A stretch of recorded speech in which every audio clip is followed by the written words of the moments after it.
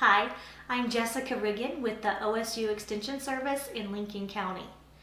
As a busy working mom, breakfast is always just a little bit of a struggle in my house. Most mornings we eat cereal or cottage cheese, something fast. But on these really cold days, it's nice to have something warm for breakfast. So I'm going to show you this baked oatmeal that is super easy to do. It comes together really fast, and then it's in the oven for about 40 minutes. So you want to make sure you have time to bake it, or you could fix it up ahead of time and then rewarm it in the morning. We're going to start with 2 cups of old-fashioned oats. And to this, I'm going to add some baking powder, some salt, cinnamon, raisins, some brown sugar, and some chopped walnuts. I'm just going to add half now. I'm going to save half for the topping. I'm just going to give this a quick stir. Our next component is the wet component. I've got 1 egg in my bowl already, and I'm going to add 1 more.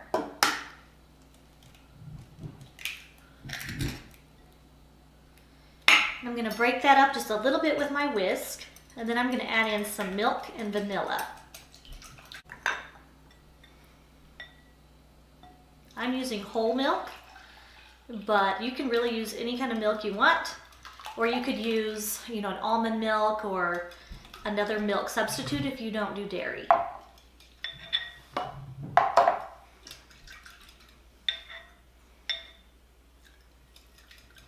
Add my milk mixture to my oat mixture and just give it a really quick stir.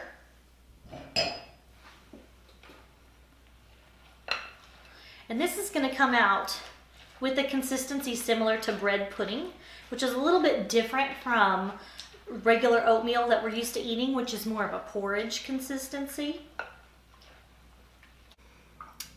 I'm also going to add some melted butter.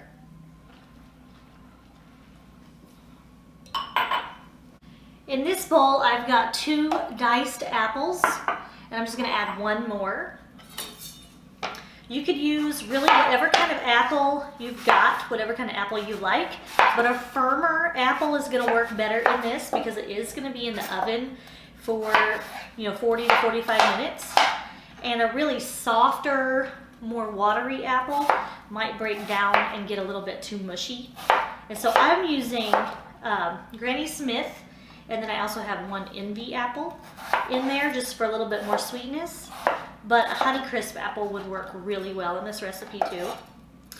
If you don't like apples, you could easily substitute peaches or blueberries or any other kind of fruit that you do like.